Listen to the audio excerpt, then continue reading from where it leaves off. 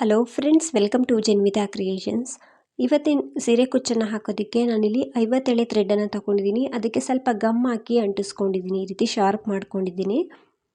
ಮತ್ತು ನಾನು ಇದನ್ನು ಕಟ್ಟೋದಕ್ಕೆ ಅಂದರೆ ಕುಚ್ಚನ್ನು ಕಟ್ಟೋದಕ್ಕೆ ಜರಿ ಥ್ರೆಡನ್ನು ತಗೊಂಡಿದ್ದೀನಿ. ಕಾಟನ್ ದಾರ ಇರುವಂಥ ಜರಿ ಥ್ರೆಡನ್ನು ತಗೊಳ್ಳಿ, ತುಂಬ ಚೆನ್ನಾಗಿ ಬರುತ್ತೆ ಈ ರೀತಿದು. ಇದನ್ನು ನಾವು ಹೇಮಿಂಗ್ ಸೂಜಿ ನೀಡಲ್ಲಿರುತ್ತಲ್ವ, ಹೇಮಿಂಗ್ ನೀಡಲು ಅದರೊಳಗಡೆ ಹಾಕ್ಕೊಳ್ಬೇಕು, ಅಂದರೆ ಕಟ್ಟೋದಕ್ಕೆ. ನಾರ್ಮಲ್ ಕೈಯಲ್ಲಾದರೂ ಕಟ್ಬೋದು ಅಥವಾ ಈ ರೀತಿ ಸೂಜಿಗೆ ಹಾಕ್ಕೊಂಡು ಹಿಂದೆ ಒಂದು ನಾಟ್ ಹಾಕ್ಕೊಳ್ಬೋದು. ನಾನಿಲ್ಲಿ 50 ಎಳೆ ಥ್ರೆಡ್ನ ತೊಗೊಂಡಿದ್ದೀನಿ. ಅದನ್ನು ಫೋಲ್ಡ್ ಮಾಡಿ ಕಟ್ಟಿದಾಗ 100 ಎಳೆ ದಾರ ಆಗುತ್ತೆ ಫ್ರೆಂಡ್ಸ್. ನಿಮಗೆ ಸ್ವಲ್ಪ ದಪ್ಪವಾಗಿ ಕುಚ್ಚು ಬೇಕು ಅಂದರೆ 100 ಎಳೆ ತಗೊಳ್ಳಿ. ನಾನು ಫೋಲ್ಡ್ ಮಾಡಿ ಕಟ್ಟಿದಾಗ 100 ಎಳೆ ದಾರ ಆಗುತ್ತೆ.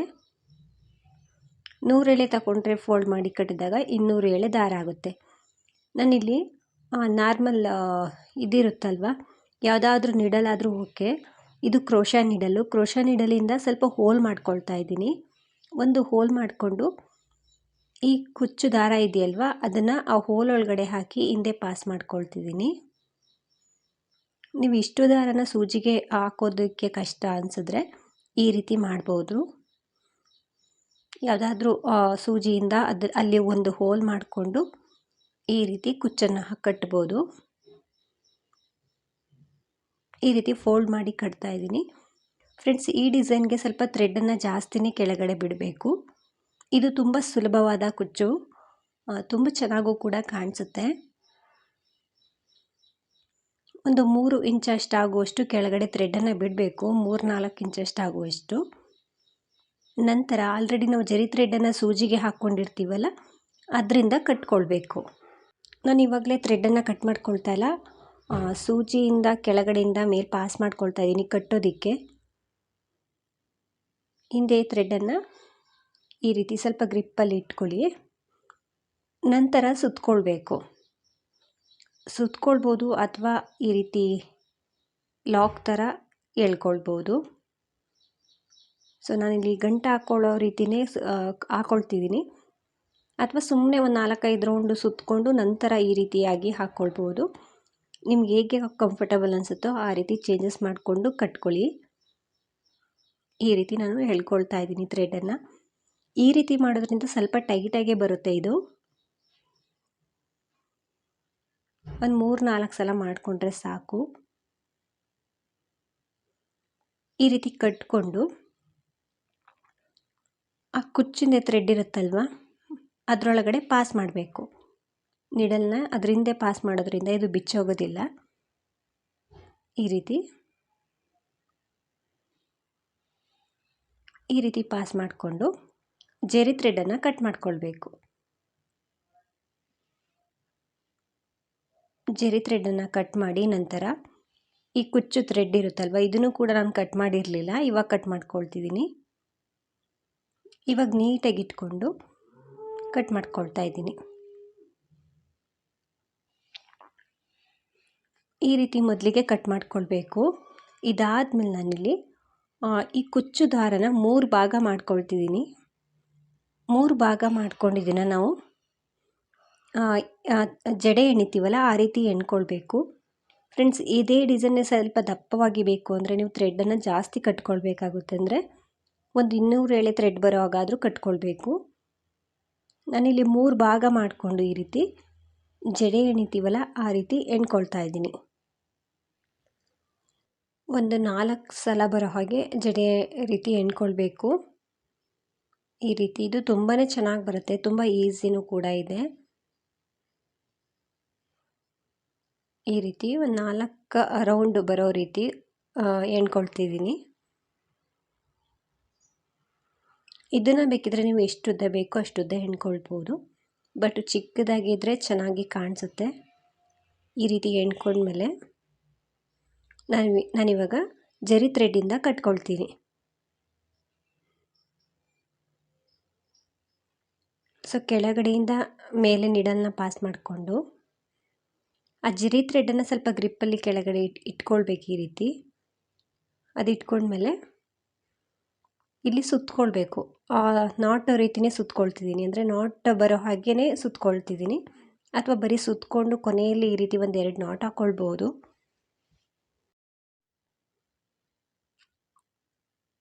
ಈ ರೀತಿ ಗಂಟು ಹಾಕ್ಕೊಂಡು ಇಲ್ಲೊಂದು ಬೀಡನ್ನ ಹಾಕ್ಕೊಳ್ತೀನಿ ಫ್ರೆಂಡ್ಸ್ ನಾನು. ಬೀಡ್ ಯಾವುದು ಬೇಡ ಅನ್ನೋರು ಸ್ಕಿಪ್ ಮಾಡ್ಬೋದು, ಅಥವಾ ಹಾಕ್ಕೊಂಡ್ರೆ ತುಂಬಾ ಚೆನ್ನಾಗಿ ಕಾಣಿಸುತ್ತೆ. ಈ ರೀತಿ ಗಂಟು ಹಾಕ್ಕೊಂಡ್ಮೇಲೆ ಒಂದು ಬೀಡನ್ನ ಹಾಕ್ಕೊಳ್ತೀನಿ. ಒಂದು ಸ್ಮಾಲ್ ಬೀಡನ್ನ ಹಾಕ್ಕೊಳ್ತಾ ಇದ್ದೀನಿ. ಈ ರೀತಿ ಹಾಕ್ಕೊಂಡು ಕೆಳಗಡೆ ನೀಡಲ್ನ ಪಾಸ್ ಮಾಡಬೇಕು. ಆವಾಗ ಅದು ನಾಟ್ ಮಾಡಿರ್ತೀವಲ್ಲ ಅದ್ರ ಮೇಲೊಂದು ಬೀಡ್ ಬಂದಿರೋ ರೀತಿ ಕಾಣಿಸುತ್ತೆ. ಅಥವಾ ಜಡೆ ಒಳಗೊಂದೊಂದು ಬೀಡ್ ಬರೋವಾಗಾದರೂ ನೀವು ಮಾಡ್ಕೊಳ್ಬೋದು. ಸೊ ಇದರಲ್ಲಿ ತುಂಬ ಚೇಂಜಸ್ ಮಾಡಿ ಹಾಕ್ಕೊಳ್ಬೋದು ಫ್ರೆಂಡ್ಸ್, ಹೀಗೇ ಹಾಕ್ಕೊಳ್ಬೇಕು ಅಂತೇನಿಲ್ಲ. ಈ ರೀತಿ ಕಾಣಿಸುತ್ತೆ. ಸೊ ತುಂಬ ಗ್ರ್ಯಾಂಡ್ ಲುಕ್ ಆಗಿ ಕಾಣಿಸುತ್ತೆ. ಸೊ ಮೇಲೂ ಕೂಡ ನಾವು ಕುಚ್ಚನ್ನು ಕಟ್ಟಿರ್ತೀವಲ್ಲ ಅಲ್ಲೂ ಕೂಡ ಬೀಡನ್ನ ಹಾಕ್ಕೊಳ್ಬೋದು. ಇದೇ ರೀತಿಯಾಗಿ ಹಾಕ್ಕೊಳ್ಳಿ.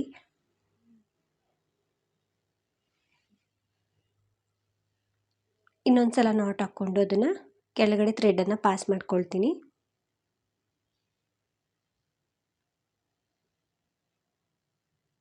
ಈ ರೀತಿ ಮಾಡೋದ್ರಿಂದ ಆ ಥ್ರೆಡ್ ಏನು ಬಿಚ್ಚೋಗೋದಿಲ್ಲ, ತುಂಬಾ ಟೈಟಾಗಿರುತ್ತೆ. ಇವಾಗ ಎಕ್ಸ್ಟ್ರಾ ಥ್ರೆಡನ್ನು ಕಟ್ ಮಾಡ್ಕೊಳ್ಬೇಕು. ನೀಟಾಗಿ ಥ್ರೆಡನ್ನು ಕಟ್ ಮಾಡ್ಕೊಳ್ತೀನಿ. ಈ ರೀತಿ ಕಾಣಿಸುತ್ತೆ. ಸೊ ಇದು ಫಸ್ಟ್ ಡಿಸೈನು. ಇದೇ ರೀತಿ ನೀವು ಒಂದು ಥಂಬ್ ಫಿಂಗರಷ್ಟು ಗ್ಯಾಪ್ ಕೊಟ್ಟು ನೀವು ಇದೇ ಡಿಸೈನ ಸೀರೆ ಪೂರ್ತಿ ಹಾಕ್ಕೊಳ್ಬೋದು. ನಾನಿವಾಗ ಸೆಕೆಂಡ್ ಸೀರೆ ಕುಚ್ಚನ್ನು ಹಾಕ್ತಾಯಿದ್ದೀನಿ. ಸೊ ನಿಡಲಿಂದ ಒಂದು ಹೋಲ್ ಮಾಡ್ಕೊಳ್ತಿದ್ದೀನಿ. ಈ ರೀತಿ ಮಾಡೋದ್ರಿಂದ ಬೇಗನೆ ನಾವು ಪಾಸ್ ಮಾಡ್ಕೊಳ್ಬೋದು ಥ್ರೆಡನ್ನು. ಅಷ್ಟು ಥ್ರೆಡನ್ನು ಈ ಹೋಲ್ ಒಳಗಡೆ ಪಾಸ್ ಮಾಡ್ಕೊಳ್ಬೋದು. ಸೊ ನಾನು ಇವಾಗ ಒಂದು ರಿಂಗನ್ನು ಹಾಕ್ಕೊಂಡು ಅದರೊಳಗಡೆ ಈ ರೀತಿ ಪಾಸ್ ಮಾಡ್ಕೊಳ್ತಿದ್ದೀನಿ. ಥ್ರೆಡನ್ನು ಪಾಸ್ ಮಾಡ್ಕೊಂಡ್ಮೇಲೆ ಸ್ವಲ್ಪ ಗ್ರಿಪ್ಪಲ್ಲಿ ಇಟ್ಕೊಂಡು ನೀಟಾಗಿ ಈ ರೀತಿ ಎಳ್ಕೊಳ್ಳಿ. ಈ ರೀತಿ ಇಟ್ಕೊಂಡು ಇವಾಗ ನಾವು ಇದನ್ನು ಕಟ್ಕೊಳ್ಬೇಕು. ಕುಚ್ಚನ್ನು ನೀಟಾಗಿ ಕಟ್ಕೊಳ್ಬೇಕು. ಸೊ ಇದು ತುಂಬ ಚಿಕ್ಕದಾಗಿ ಬರುತ್ತೆ ಈ ಸೀರೆ ಕುಚ್ಚು. ಹಾಗಾಗಿ ಸ್ವಲ್ಪ ಗ್ರಿಪ್ಪಲ್ಲಿ ಇಟ್ಕೊಂಡು ನಾನು ಕಟ್ಕೊಳ್ತೀನಿ. ಸೊ ಇದು ಕೂಡ ತುಂಬ ಸಿಂಪಲ್ ಸೀರೆ ಕುಚ್ಚು, ಫಾಸ್ಟಾಗಿ ಸೀರೆಗಳಿಗೆ ಹಾಕ್ಕೊಳ್ಬೋದು. ಸೊ ಕೆಳಗಡೆಯಿಂದ ನಾನು ಥ್ರೆಡನ್ನು ಮೇಲೆ ಪಾಸ್ ಮಾಡ್ಕೊಳ್ತಿದ್ದೀನಿ, ಅಂದರೆ ಗಂಟು ಹಾಕ್ಕೊಳ್ಳೋದಕ್ಕೆ. ಜರಿ ಥ್ರೆಡ್ಡ ಸ್ವಲ್ಪ ಹಿಂದೆ ಗ್ರಿಪ್ಪಲ್ಲಿ ಇಟ್ಕೊಳ್ಬೇಕು ಕಟ್ಟೋಕ್ಕಿಂತ ಮುಂಚೆ. ಈ ರೀತಿ ನಂತರ ಸುತ್ಕೊಳ್ಬೇಕು. ಸುತ್ತಕೊಂಡು ನಾಟು ರೀತಿ ಬರೋ ಹಾಗೆ ನಾನು ಕಟ್ಕೊಳ್ತಿದ್ದೀನಿ.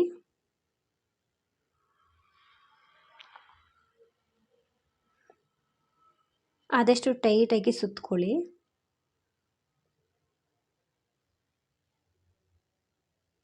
ಈ ರೀತಿ ಒಂದು 3-4 ಸಲ ಗಂಟು ಹಾಕ್ಕೊಳ್ಬೇಕು.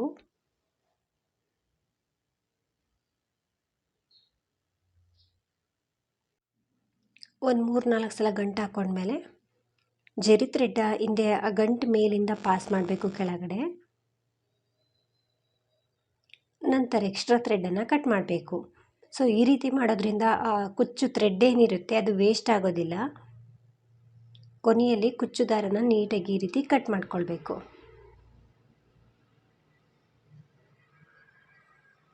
ಈ ರೀತಿ ಕಾಣಿಸುತ್ತೆ ಡಿಸೈನು. ಸೊ ಇದು ಮೇಲ್ಭಾಗದಲ್ಲಿ ಈ ರೀತಿ ರಿಂಗ್ ಬೇಕು ಅಂದರೆ ಇಲ್ಲೊಂದು ಸ್ಟಿಚ್ ಮಾಡ್ಕೊಳ್ಬೇಕಾಗುತ್ತೆ. ಬೇಡ ಅಂದರೆ ಕೆಳಗಡೆ ಇದು ಪಾಸ್ ಆಗುತ್ತೆ. ಸೊ ಟೈಟಾಗೇ ಇರುತ್ತೆ ಈ ರೀತಿ ಕಟ್ಟಿದ ಮೇಲೆ. ಸೊ ತುಂಬ ಚೆನ್ನಾಗಿ ಬರುತ್ತೆ ಸೆಕೆಂಡ್ ಸೀರೆ ಕುಚ್ಚು ಕೂಡ. ನಾನಿವಾಗ 3ನೇ ಸೀರೆ ಕುಚ್ಚನ್ನು ಹಾಕ್ತಾಯಿದ್ದೀನಿ. ಆಲ್ರೆಡಿ ಅದಕ್ಕೆ ಒಂದು ಹೋಲ್ ಮಾಡಿಕೊಂಡು ಅದರೊಳಗಡೆ ಥ್ರೆಡನ್ನು ಪಾಸ್ ಮಾಡ್ತಾಯಿದ್ದೀನಿ. ಫ್ರೆಂಡ್ಸ್, ತುಂಬ ಜನಕ್ಕೆ ನಮಗೆ ಅಷ್ಟು ಥ್ರೆಡನ್ನು ಒಂದು ನಿಡಲೊಳಗಡೆ ಪಾಸ್ ಮಾಡೋಕ್ಕೆ ಆಗೋದಿಲ್ಲ ಅನ್ನೋರು ಈ ರೀತಿ ಶಾರ್ಪ್ ಮಾಡಿಕೊಂಡು, ಅಂದರೆ ಥ್ರೆಡನ್ನು ತುದಿಯಲ್ಲಿ ಸ್ವಲ್ಪ ಗಮ್ ಹಾಕಿ ಶಾರ್ಪ್ ಮಾಡಿಕೊಂಡು ಇದೇ ರೀತಿ ಸೀರೆ ಕುಚ್ಚನ್ನು ಕಟ್ಕೊಳ್ಬೋದು ನೀವು.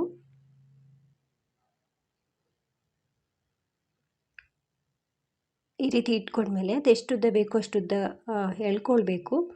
ಸೊ ಇದು ನಾನು ಇವಾಗ ಹಾಕ್ತಿರೋದು ಬಫ್ ಡಿಸೈನು, ಹಾಗಾಗಿ ಸ್ವಲ್ಪ ಥ್ರೆಡ್ ಜಾಸ್ತಿನೇ ಬಿಟ್ಕೊಳ್ತಿದ್ದೀನಿ. ಅಂದರೆ ಸ್ಟಾರ್ಟಿಂಗಲ್ಲಿ ಬಿಟ್ವಲ್ಲ ಅದೇ ರೀತಿ ಒಂದು 3-4 ಇಂಚಷ್ಟು ಆಗುವಷ್ಟು ಸ್ವಲ್ಪ ಜಾಸ್ತಿನೇ ತಗೊಳ್ಬೇಕಾಗುತ್ತೆ. ಸ್ವಲ್ಪ ಗ್ರಿಪ್ಪಲ್ಲಿ ಇಟ್ಕೊಂಡು ಇವಾಗ ನಾನು ಕುಚ್ಚನ್ನು ಕಟ್ಕೊಳ್ತಿದ್ದೀನಿ. ಜರಿ ಥ್ರೆಡ್ಡಿಂದ ಕೆಳಗಡೆಯಿಂದ ನಿಡಲ್ನ ಪಾಸ್ ಮಾಡಿಕೊಂಡು ಇವಾಗ ಫಸ್ಟು ಗಂಟು ಹಾಕ್ಕೊಳ್ಬೇಕು, ಅಂದರೆ ನಾಟ್ ಮಾಡಬೇಕು. ಸುತ್ತಕೊಂಡು ಈ ರೀತಿ ನಾಟ್ ಮಾಡ್ಕೊಳ್ಳಿ ಮೊದಲಿಗೆ. ಆಮೇಲೆ ಟೈಟಾಗಿ ಒಂದು 4 ರೌಂಡ್ ಸುತ್ಕೊಳ್ಬೋದು, ಅಥವಾ ನಾಟು ರೀತಿಯೇ ಗಂಟು ಹಾಕ್ಕೊಳ್ಬೋದು.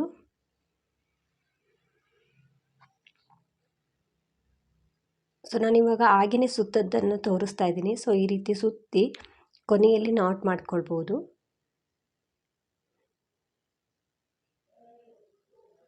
ಈ ರೀತಿ ಟೈಟಾಗಿ ಸುತ್ಕೊಂಡ್ಮೇಲೆ ಹಿಂದೆ ಥ್ರೆಡನ್ನು ಪಾಸ್ ಮಾಡ್ಕೊಳ್ಬೇಕು. ಹಿಂದೆ ತಗೊಂಡೋಗಿ ಗಂಟು ಕೆಳಗಡೆ ಪಾಸ್ ಆಗೋ ರೀತಿ ನಿಡಲ್ನ ಹಾಕಿ ಥ್ರೆಡ್ ಕೆಳಗಡೆ ಎಳೆದು ಇವಾಗ ಥ್ರೆಡನ್ನು ಕಟ್ ಮಾಡಬೇಕು. ಒಂದು 3 ಇಂಚಷ್ಟಾಗುವಷ್ಟು ಥ್ರೆಡ್ ಬಿಟ್ಟು ಥ್ರೆಡನ್ನು ಕಟ್ ಮಾಡ್ಕೊಳ್ತಿದ್ದೀನಿ. ಕಟ್ ಮಾಡ್ಕೊಂಡಿದ್ದಾದಮೇಲೆ ಈ ಥ್ರೆಡನ್ನು ಮಧ್ಯಭಾಗದಲ್ಲಿ ಒಂದು ಬೀಡನ್ನ ಹಾಕ್ಕೊಳ್ತಿದ್ದೀನಿ. ಸೊ ಈ ರೀತಿ ಒಂದು ಬೀಡನ್ನ ಹಾಕ್ಕೊಳ್ಳಿ. ಇದ್ರ ಮಧ್ಯಭಾಗದಲ್ಲಿ ಪ್ಲೇನ್ ಬೀಡ್ಗಳಿದ್ರೆ ಹಾಕ್ಕೊಳ್ಳಿ. ಈ ರೀತಿ ಒಂದು ಬೀಡನ್ನ ಹಾಕ್ಕೊಂಡು ತೀರಾ ದಪ್ಪದ ಬೀಡ್ ಬೇಡ, ಗೊತ್ತಾಗ್ಬಿಡುತ್ತೆ ನಮಗೆಲ್ಲ ಹಾಕಿದಾಗ ಅದು ಎಷ್ಟು ದಪ್ಪ ಬರುತ್ತೆ ಅಂತ. ಎಷ್ಟು ತುಂಬ ದಪ್ಪ ಆದರೆ ಅದು ಅಷ್ಟೊಂದು ಚೆನ್ನಾಗಿ ಕಾಣಿಸೋದಿಲ್ಲ. ಸೊ ಮೀಡಿಯಮ್ ಆಗಿರುವಂಥ ಒಂದು ಬೀಡನ್ನ ಹಾಕ್ಕೊಂಡು ಅದು ನೀಟಾಗಿ ಇಟ್ಕೊಂಡು ನಾವು ಗಂಟು ಹಾಕ್ಕೊಳ್ಬೇಕು. ಬೀಡ್ ಕೆಳಗಡೆ ಗಂಟು ಬರೋ ರೀತಿ ಮಾಡಬೇಕು. ಅದರಲ್ಲೊಂದು ಬಫ್ ಥರ ಬರೋ ಹಾಗೆ ಮಾಡಬೇಕಾಗುತ್ತೆ.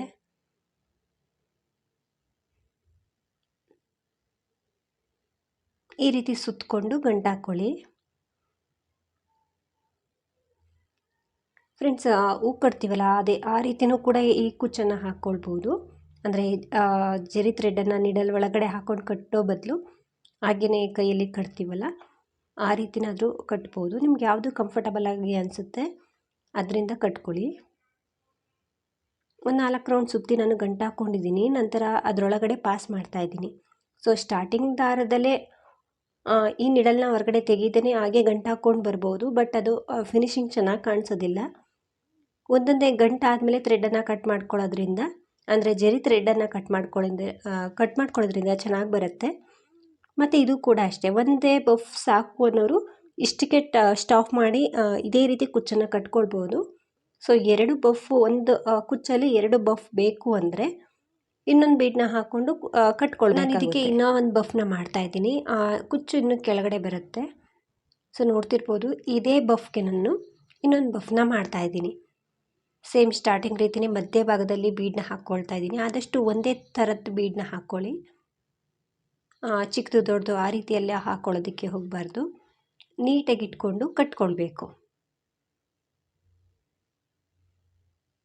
ಈ ರೀತಿ ನೀಟಾಗಿ ಇಟ್ಕೊಂಡು ಕಟ್ಕೊಳ್ತಿದ್ದೀನಿ ನಾನು. ಸೊ ಕೆಳಗಡೆಯಿಂದ ಮೇಲೆ ನಿಡಲ್ನ ಪಾಸ್ ಮಾಡಿಕೊಂಡು ಕೆಳಗಡೆ ಸ್ವಲ್ಪ ಜರಿ ಥ್ರೆಡನ್ನು ಇಟ್ಕೊಳ್ಬೇಕು ಕೈಯಲ್ಲಿ ಈ ರೀತಿ. ನಂತರ ಒಂದು 4-5 ರೌಂಡ್ ಸುತ್ತಕೊಂಡು ಗಂಟು ಹಾಕ್ಕೊಳ್ಳೋದಷ್ಟೇ.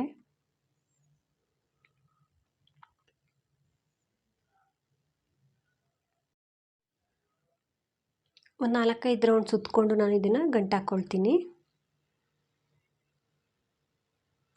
ಈ ರೀತಿ 3 ಬಫ್ ಬರೋ ರೀತಿನಾಗಾದರೂ ಮಾಡ್ಬೋದು. ಸೊ ನಾನಿಲ್ಲಿ 2 ಬಫ್ ಬರೋ ಹಾಗೆ ಮಾಡಿದ್ದೀನಲ್ವ, ಇದೇ ರೀತಿ ಇನ್ನೂ ಒಂದು ಬೀಡನ್ನ ಹಾಕ್ಕೊಂಡು ಇನ್ನೊಂದು ಬಫ್ ಬರೋಗಾದರೂ ಹಾಕ್ಕೊಳ್ಬೋದು. ಬಟ್ ಇದರಲ್ಲಿ 3 ಬಫ್ ರೀತಿ ಕಾಣಿಸುತ್ತೆ. ಏನಕ್ಕೆಂದರೆ ಸ್ಟಾರ್ಟಿಂಗ್ ಕುಚ್ಚು ಕಟ್ಟಿರ್ತೀವಲ್ಲ, ಅದು ಕೂಡ ಒಂದು ಬಫ್ ರೀತಿಯಾಗಿ ಕಾಣಿಸ್ತಿರುತ್ತೆ ಸ್ಟಾರ್ಟಿಂಗ್. ಇದರಲ್ಲಿ ಗಂಟು ಹಾಕ್ಕೊಂಡ್ಮೇಲೆ ಈ ರೀತಿ ನಿಡಲ್ನ ಕೆಳಗಡೆ ಪಾಸ್ ಮಾಡ್ಕೊಳ್ಳಿ. ನಂತರ ಥ್ರೆಡನ್ನು ಕಟ್ ಮಾಡಬೇಕು. ನೀಟಾಗಿ ಒಂದು ಸಲ ಕುಚ್ಚನ್ನು ಕಟ್ ಮಾಡಿಕೊಂಡು ಇದೇ ರೀತಿ ಸೀರೆಗೆ ಹಾಕ್ಕೊಳ್ಬೋದು. ಸೊ ಸ್ವಲ್ಪ ದಪ್ಪವಾಗಿ ಮಂದವಾಗಿ ಬೇಕು ಅಂದರೆ ಅದೇ ಹೇಳಿದ್ನಲ್ವ, ಥ್ರೆಡನ್ನು ಸ್ವಲ್ಪ ಜಾಸ್ತಿ ಕಟ್ಕೊಳ್ಬೇಕಾಗುತ್ತೆ ಸ್ಟಾರ್ಟಿಂಗು. ಇದಕ್ಕೆ ನಾವು 2 ತಂಬಷ್ಟು ಗ್ಯಾಪ್ ಕೊಡ್ಬೋದು, ಅಥವಾ ಒಂದೊಂದು ಕೈ ಹೆಬ್ಬೆರಳಿನಷ್ಟು ಗ್ಯಾಪ್ ಕೊಟ್ಟು ಕುಚ್ಚನ್ನು ಕಟ್ಬೋದು. ಸೊ ತುಂಬ ಚೆನ್ನಾಗಿ ಬರುತ್ತೆ. ಸೊ ನಾನು ಇವಾಗ 4ನೇ ಸೀರೆ ಕುಚ್ಚನ್ನು ಹಾಕ್ತಾಯಿದ್ದೀನಿ. ನಾನಿಲ್ಲಿ ಒಂದು ರಿಂಗ್ ಬೀಡನ್ನ ತಗೊಂಡಿದ್ದೀನಿ. ಅದರೊಳಗಡೆ ಒಂದು ಸ್ಮಾಲ್ ಬೀಡನ್ನ ಹಾಕ್ಕೊಂಡಿದ್ದೀನಿ. ಇಲ್ಲಿ ಕಾಟನ್ ಥ್ರೆಡ್ಡಿಂದ ಕಟ್ಕೊಳ್ತಾ ಇದ್ದೀನಿ. ಸಿಲ್ಕ್ ಥ್ರೆಡ್ ಆದರೂ ಆಗುತ್ತೆ, ಕಾಟನ್ ಥ್ರೆಡ್ ಆದರೂ ಆಗುತ್ತೆ. ಈ ರೀತಿ ಬೀಡ್ಗಳನ್ನ ನಿಡಲ್ ಒಳಗಡೆ ಹಾಕ್ಕೊಂಡು ಈ ರೀತಿ ಕುಚ್ಚನ್ನು ಕಟ್ತಾ ಇದ್ದೀನಿ. ಸೊ 2 ಎಳೆ ದಾರನ ಫೋಲ್ಡ್ ಮಾಡಿ ಹಿಂದೆ ಕಟ್ಕೊಂಡಿದ್ದೀನಿ. ಮೇಲೆ ತಗೊಂಡು ದಾರನ ಸೊ ಬೀಡನ್ನ ಸ್ವಲ್ಪ ಗ್ರಿಪ್ಪಲ್ಲಿ ಇಟ್ಕೊಳ್ಬೇಕು. ಅದಾದ ನಂತರ ಮತ್ತೆ ರಿಂಗ್ ಒಳಗಡೆ ನಿಡಲ್ನ ಪಾಸ್ ಮಾಡಬೇಕು. ಈ ರೀತಿ ಪಾಸ್ ಮಾಡ್ಕೊಂಡ್ಮೇಲೆ ಇಲ್ಲೊಂದು ನಾಟ್ ಹಾಕ್ಕೊಳ್ಬೋದು ಅಥವಾ ಹಾಗೆ ಕುಚ್ಚನ್ನು ಕೂಡ ಕಟ್ಕೊಳ್ಬೋದು. ಕುಚ್ಚು ಕಟ್ಟಿದಾಗ ಆ ಥ್ರೆಡ್ ಏನಿರುತ್ತೆ ಅದು ಕೂಡ ಕಟ್ಟಿದಂಗೆ ಆಗುತ್ತೆ. ಈ ರೀತಿ ಒಂದು ನಾಟ್ ಹಾಕ್ಕೊಳ್ತಾ ಇದ್ದೀನಿ. ನಾಟ್ ಹಾಕಿದ್ಮೇಲೆ ಸ್ವಲ್ಪ ಥ್ರೆಡನ್ನು ಕಟ್ ಮಾಡ್ಕೊಳ್ತೀನಿ. ಇವಾಗ ರಿಂಗ್ ಒಳಗಡೆ ಕುಚ್ಚನ್ನು ಕಟ್ಕೊಳ್ತೀನಿ. ಈ ರೀತಿ ಇರುತ್ತಲ್ವ, ಅದು ರಿಂಗ್ ಒಳಗಡೆ ನಾವು ಥ್ರೆಡನ್ನು ಪಾಸ್ ಮಾಡಿಕೊಂಡು ಕುಚ್ಚನ್ನು ಕಟ್ಟಬೇಕು. ಈ ರೀತಿ ಬೇಬಿ ಕುಚ್ಚು ರೀತಿ ಬರೋ ಹಾಗೆ ಶಾರ್ಟಾಗಿ ಕಟ್ಕೊಳ್ಳಿ. ಈ ರೀತಿದು ಏನಕ್ಕೆಂದರೆ ಆಲ್ರೆಡಿ ಅಲ್ಲಿ ರಿಂಗ್ ಇರುತ್ತಲ್ವ ಮೇಲೆ, ತುಂಬ ಉದ್ದ ರೀತಿಯಾಗಿ ಕಾಣಿಸ್ಬಿಡುತ್ತೆ. ಸೊ ಚಿಕ್ಕದಾಗಿ ನಾನು ಕುಚ್ಚನ್ನು ಕಟ್ಕೊಳ್ತಿದ್ದೀನಿ. ಸ್ವಲ್ಪ ಗ್ರಿಪ್ಪಲ್ಲಿ ಇಟ್ಕೊಂಡು ಕೆಳಗಡೆಯಿಂದ ಈ ರೀತಿ ಥ್ರೆಡನ್ನು ಪಾಸ್ ಮಾಡಿಕೊಂಡು ಹಿಂದೆ ಸ್ವಲ್ಪ ಥ್ರೆಡನ್ನು ಬ್ಯಾಲೆನ್ಸ್ ಮಾಡಿ ಇಟ್ಕೊಂಡು ಒಂದು 4-5 ರೌಂಡ್ ಸುತ್ಕೊಳ್ಳಿ. ಫಸ್ಟು ಒಂದು ನಾಟ್ ಮಾಡಿಕೊಂಡ್ರೆ ಬೆಟರ್. ಅದು ಸುತ್ತಬೇಕಿದ್ರೆ ಬಿಚ್ಚೋಗೋದಿಲ್ಲ. ಮೊದಲನೇ ಗಂಟನ್ನೇ ನಾವು ಗಂಟು ರೀತಿಯಾಗಿ ಅಂದರೆ ನಾಟ್ ರೀತಿಯಾಗಿ ಮಾಡಿಕೊಂಡ್ರೆ ಟೈಟಾಗಿರುತ್ತೆ. ಸುತ್ತೋದಕ್ಕೆ ತುಂಬಾ ಈಸಿ ಆಗುತ್ತೆ. ಸೊ ಈ ರೀತಿ ನಾನು ನಾಟ್ನೇ ಮಾಡ್ಕೊಳ್ತಿದ್ದೀನಿ. ನಿಮ್ಗೆ ಹೇಗೆ ಅನುಕೂಲ ಆಗುತ್ತೋ ಆ ರೀತಿ ಗಂಟು ಹಾಕ್ಕೊಳ್ಬೋದು. ಇದನ್ನು ಈಗಿನೇ ಗಂಟು ಹಾಕ್ಕೊಳ್ಬೇಕು ಅಂತೇನಿಲ್ಲ. 1-2-3 ಸುತ್ತು ಸುತ್ತಕೊಂಡು 2 ಗಂಟು ಹಾಕ್ಕೊಳ್ಳಿ.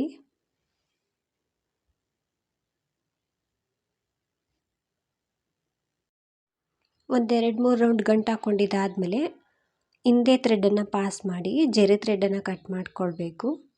ಸೊ ನಾನು ಒಟ್ಟಿಗೆ ಇಲ್ಲಿ ಸಿಲ್ಕ್ ಥ್ರೆಡನ್ನು ಕಟ್ ಮಾಡ್ಕೊಳ್ತಿದ್ದೀನಲ್ವ, ಅದ್ರ ಜೊತೆ ಅದು ಕೂಡ ಕಟ್ ಆಗುತ್ತೆ. ಸ್ವಲ್ಪ ಬೇಬಿ ಕುಚ್ಚು ರೀತಿಯೇ ಸ್ವಲ್ಪ ಥ್ರೆಡ್ ಬಿಟ್ಟು ಕಟ್ ಮಾಡ್ಕೊಳ್ತಿದ್ದೀನಿ. ಈ ರೀತಿ ಕಾಣಿಸುತ್ತೆ ಈ ಡಿಸೈನು. ಇದು ಕೂಡ ತುಂಬ ಸಿಂಪಲ್ಲಾಗಿ ಈಸಿಯಾಗಿ ಹಾಕ್ಕೊಳ್ಳುವಂಥ ಡಿಸೈನು. ತುಂಬಾ ಚೆನ್ನಾಗಿ ಬರುತ್ತೆ. ನಾನಿವಾಗ 5ನೇ ಸೀರೆ ಕುಚ್ಚನ್ನು ಹಾಕ್ತಾಯಿದ್ದೀನಿ. ಇದಕ್ಕೂ ಕೂಡ ಒಂದು ಹೋಲ್ ಮಾಡ್ಕೊಳ್ತಿದ್ದೀನಿ. ಈ ರೀತಿ ಒಂದು ನಿಡಲಿಂದ ಹೋಲ್ ಮಾಡ್ಕೊಳ್ಳಿ. ಆವಾಗ ಆರಾಮಾಗಿ ಅದರೊಳಗಡೆ ಥ್ರೆಡನ್ನು ಪಾಸ್ ಮಾಡ್ಕೊಳ್ಬೋದು. ಒಂದು ಹೋಲ್ ಮಾಡ್ಕೊಂಡಿದ್ದಾದಮೇಲೆ ಅದರೊಳಗಡೆ ಥ್ರೆಡನ್ನು ಪಾಸ್ ಮಾಡ್ಕೊಂಡು ಇವಾಗ ಕುಚ್ಚನ್ನು ಕಟ್ಟಬೇಕು. ಸೊ ಇದು ಕೂಡ ನಾರ್ಮಲ್ ಕುಚ್ಚು ರೀತಿಯೇ ಬರೋದು, ಬಟ್ ಒಂದು ಬೀಡನ್ನ ಹಾಕ್ಕೊಳ್ತಾ ಇದ್ದೀನಿ ಇದಕ್ಕೆ.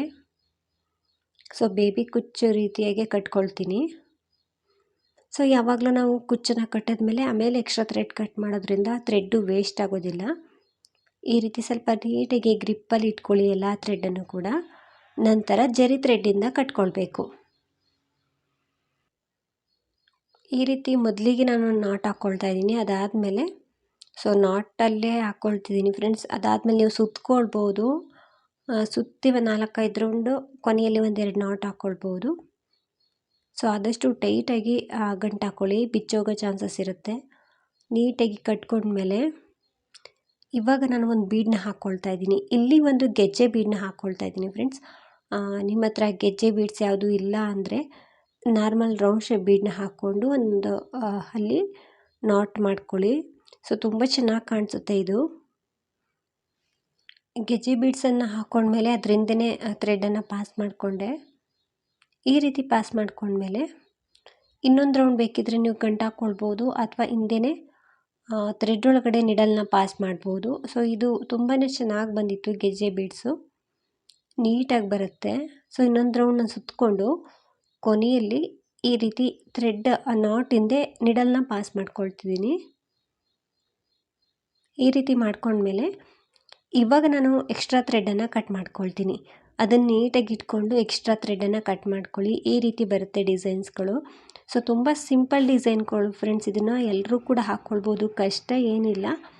ಸೀರೆ ಕುಚ್ಚು ಕಲ್ತಿಲ್ಲ ಬರೋದಿಲ್ಲ ಅನ್ನೋರು ಕೂಡ ಹಾಕ್ಕೊಳ್ಬೋದು. ಬಿಗಿನರ್ಸ್ಗಳು ಆರಾಮಾಗಿ ಟ್ರೈ ಮಾಡ್ಬೋದು. ನಿಮ್ಮ ಸೀರೆಗಳಿಗೆ ಇದೇ ರೀತಿ ಕುಚ್ಚನ್ನು ಕಟ್ಕೊಳ್ಬೋದು. ಸೊ ತುಂಬ ಚೆನ್ನಾಗಿ ಬರುತ್ತೆ. ಹಾಗೆಯೇ ಈ ಡಿಸೈನ್ಸ್ ಎಲ್ರಿಗೂ ಕೂಡ ಇಷ್ಟ ಆಗಿದೆ ಅಂದ್ಕೊಳ್ತೀನಿ. ನೀವೇನಾದರೂ ಫಸ್ಟ್ ಟೈಮ್ ನೋಡ್ತಿದ್ರೆ ಪ್ಲೀಸ್ ನಮ್ಮ ಚಾನಲ್ನ ಸಬ್ಸ್ಕ್ರೈಬ್ ಮಾಡಿ ಸಪೋರ್ಟ್ ಮಾಡಿ. ಪ್ರೈಸ್ ಬಂದು ಒಂದು 350-400 ಅರೌಂಡ್ ಚಾರ್ಜ್ ಮಾಡ್ಬೋದು. ನಿಮ್ಮ ಪ್ಲೇಸ್ ಮೇಲೆ ಡಿಪೆಂಡ್ ಆಗಿರುತ್ತೆ. ಇಷ್ಟೇ ಅಂತ ಹೇಳೋಕ್ಕಾಗಲ್ಲ, ಹೆಚ್ಚು ಕಡಿಮೆ ಮಾಡ್ಕೊಳ್ಬೋದು. ತುಂಬ ಚೆನ್ನಾಗಿ ಬರುತ್ತೆ, ನೀವೊಮ್ಮೆ ಟ್ರೈ ಮಾಡಿ. ಹಾಗೆಯೇ ಫೇಸ್ಬುಕ್ಕಲ್ಲಿ ಏನಾದರೂ ನೋಡ್ತಿದ್ರೆ ಫೇಸ್ಬುಕ್ ಪೇಜನ್ನು ಫಾಲೋ ಮಾಡಿ. Thank you for watching. Thank you.